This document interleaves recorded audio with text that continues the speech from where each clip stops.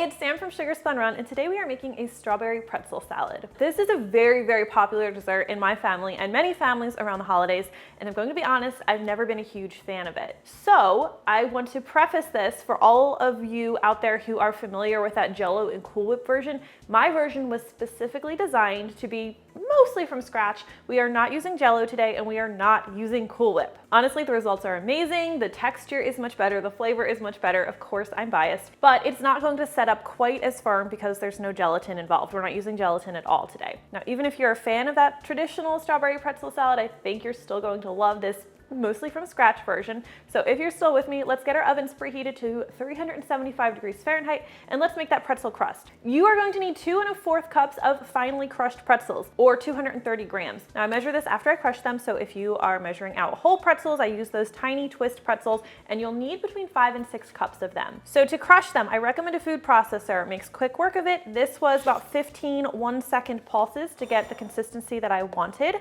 You could use a rolling pin, you just have to be pretty thorough. You know, put the pretzels in a baggie and beat them with a rolling pin. You want a nice blend of like the finely crushed pretzel, but you also want some pieces remaining too, which is going to give you a nice crunch from the pieces, and then the finer pieces are gonna help sort of bind things together. So I have these, and this is why I say the recipe is mostly homemade, because obviously I did not make these pretzels from scratch. I bought them from the store. All right, pretzels are going to go in a mixing bowl. We're going to add some butter. You need 3/4 cup of salted butter, and I went ahead and I melted this already. We'll pour this in. You know, we don't waste butter around here. And we're going to sweeten this crust a little bit with 2 tablespoons of granulated sugar and 2 tablespoons of firmly packed light brown sugar. Now let's mix everything together. And you want that sugar nicely distributed, and you want the crumbs to be well moistened. Let's get this nicely mixed up. Okay, today's recipe goes in a 13 by 9 dish. I'm using a glass dish. Prettier that way. And we'll go ahead and pour these crumbs in there. And you need to press them firmly into the bottom of the pan. I have a measuring cup for this. I want a nice even layer. I feel like I mostly see this dessert around Thanksgiving and Easter. I've gotten so many requests for it, and I just put it off because I didn't want to use Jello or Cool Whip. So I finally decided, let's just do a Jello and Cool Whip free version.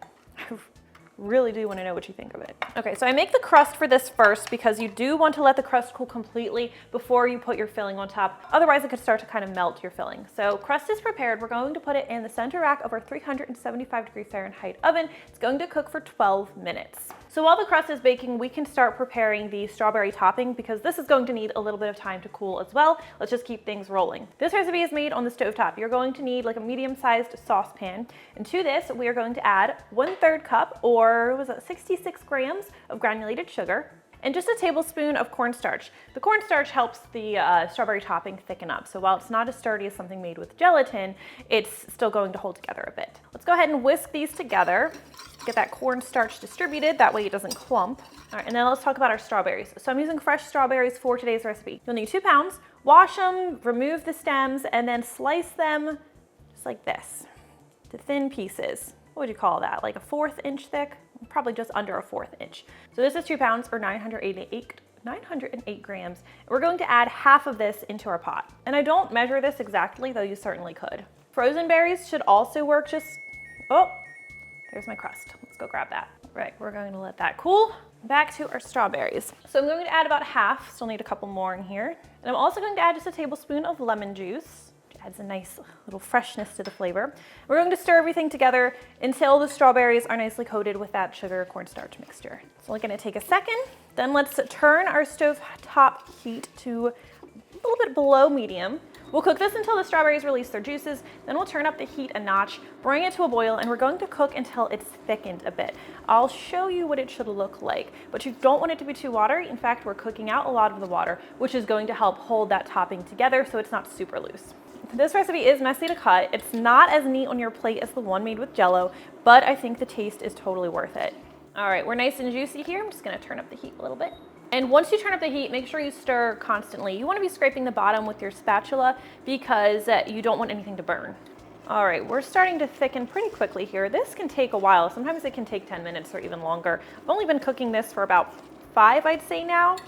and it's already starting to thicken. So some signs to look for to tell that it's thickened enough is if you drag your spatula through, it just takes a second for the strawberry mixture to cover that space that you made. It'll be not quite as liquidy, and the bubbles, the boiling that's happening is going to be, they're going to be larger bubbles, and they're going to be louder bubbles. The mixture's just thicker, and you can tell as you pull your spatula through it. So the spoon test is usually pretty handy, which means that if you just put your spoon in it and you get some of that strawberry liquid, it does form, it covers the back of the spoon, and if you drag your finger through it, it leaves a trail. But this kind of happens pretty quickly with this, even a little bit before I'm ready. So I like to make sure that test works, but then I also want to see that I can form a trail and that the bubbles are thicker and the mixture is thicker. This actually looks pretty good. So I'm going to remove it from the heat. And remember those strawberries that we saved, the other half? We're going to add those into the pot, save this bowl, because we're going to use it in a minute. And before we stir these in, I also like to add just a little bit of butter. This is half a tablespoon of butter. Salted or unsalted, it's not going to really make a big difference.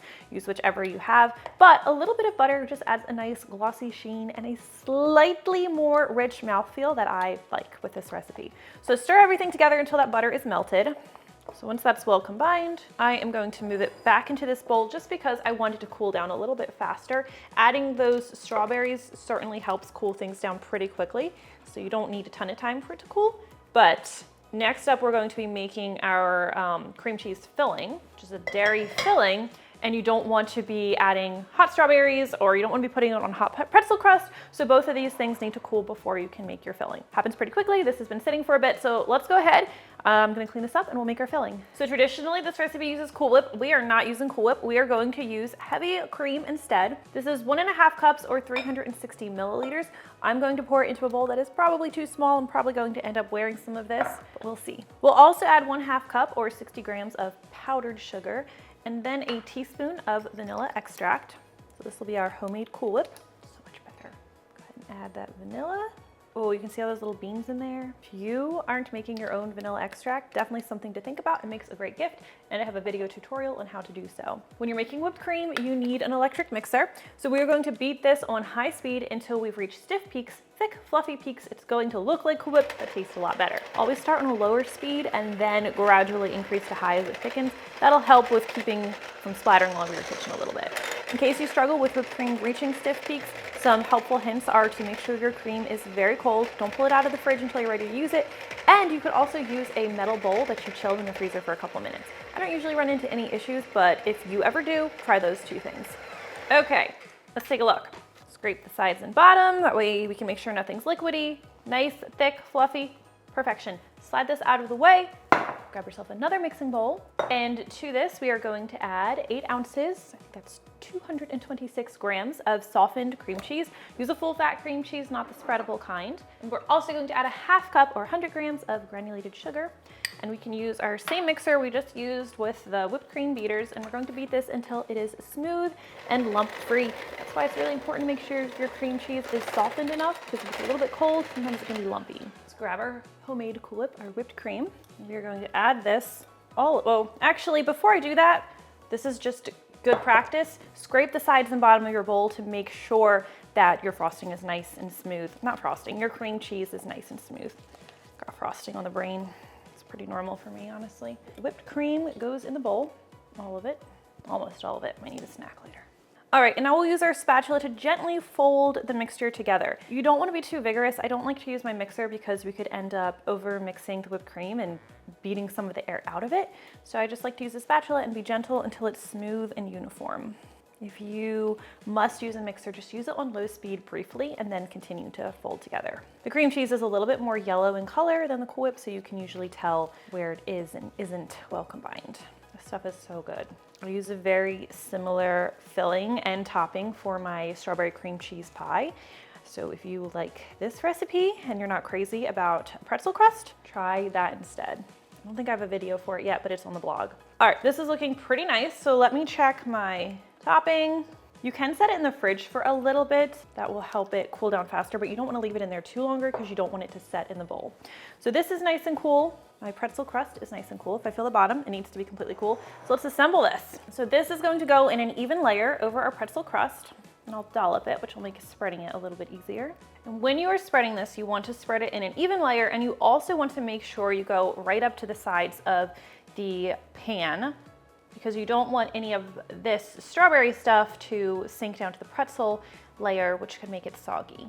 An offset spatula would make even neater, cleaner work of this, but it's not necessary. All right, press all the way to the edges. We're not wasting any of that. And that layer's the best part, if you ask me. Right, well, let's go ahead and pour this evenly. It's still pretty liquidy. Shouldn't be super liquidy, but it will firm up in the refrigerator.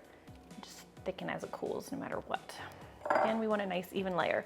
So this is going to go in the refrigerator now. Cover it with plastic wrap first and put it in the fridge. It should sit for at least like 3 to 4 hours. Honestly, I usually will make it a day in advance and let it sit overnight in the fridge. Just going to help the strawberry layer firm up nicely for you. Again, it's not gonna be perfectly neat slices. If you want neater slices when you are serving this, I'm going to recommend you put it in the freezer up to 30 minutes before you serve it. I'm sure you could probably serve this frozen and it would be fine, but for the typical traditional texture, don't leave it frozen for more than 30 minutes.